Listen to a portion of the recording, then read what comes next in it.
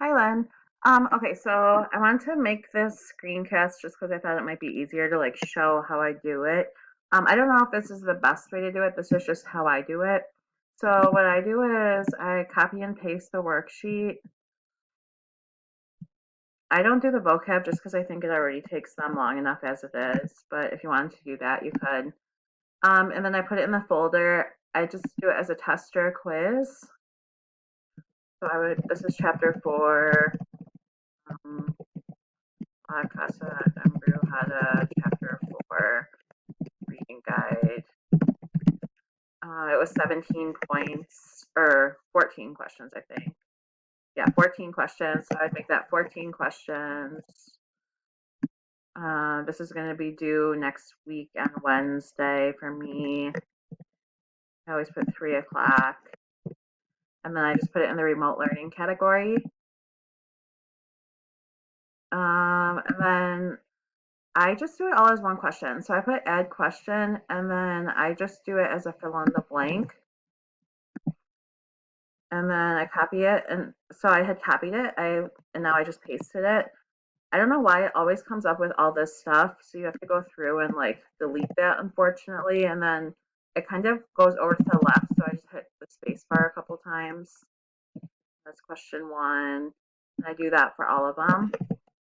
So 2, oops, 3, 4, 5, and I just like leave this all here just because I think it's a little bit easier. 6, 7,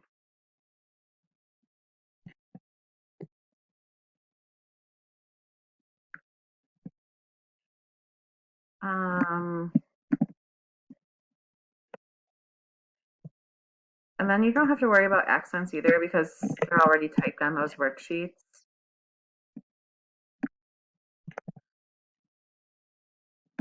11, 12, 13, 14. So these little answer things are at the bottom when you put an underscore.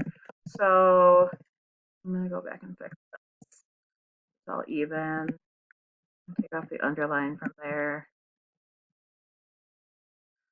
Okay, so what you would do to put the answers is you just put, oops, sorry, an underscore after each one.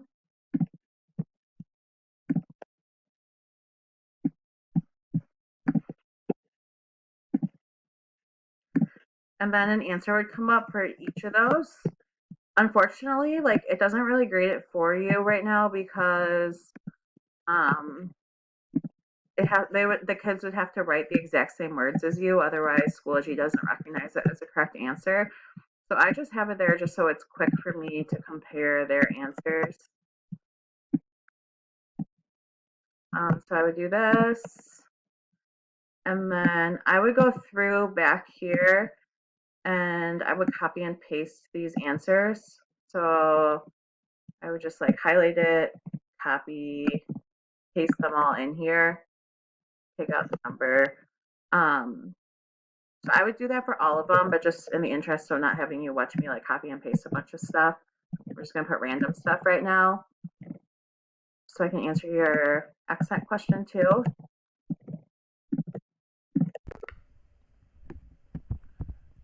So I'm gonna go back later and fix these. I'm just gonna copy and paste all the correct answers. And I always just put allow partial credit. I put it out of however many questions it is, so 14. I would hit create question. And sometimes like some of these I have a double question. So like number 13, there's 2 questions here. I might split these up. So I might actually make these 2 questions and make it out of more points.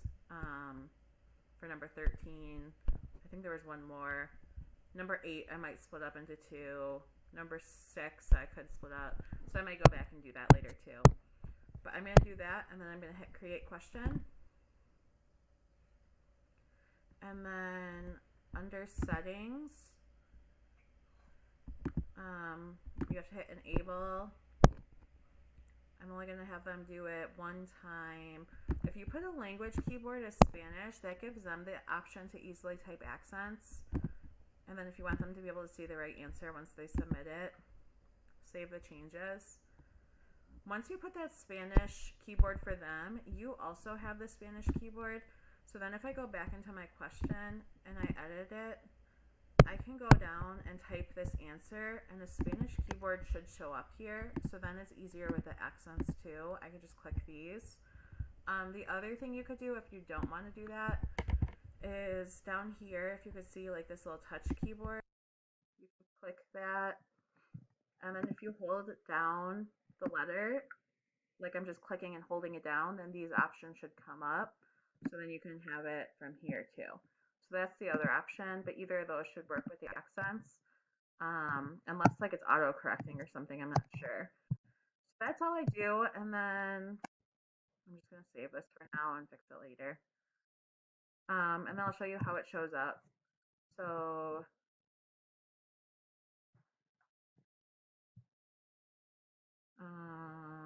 Tuesday they did something. So the reading guide. So these were the kids. So for example, I don't even know, just a random kid. So it's only showing up as like a 4 out of 20, even though she may have had more of them correct. But now this, at least like when I look at it, I can compare her answer versus mine, so I can see really easily if she was along the right track or not. Um, so she got most of these right, even though Schoology didn't. Schoology's only going to grade it correct if she has the exact same words as me. So it's unlikely it would grade most of hers correct, but I can go through really quick and just make sure she's on the right track. So I hope that helps. Just let me know if you have any other questions. I'm happy to help in any way, or I can call you or FaceTime or whatever too. All right, thanks.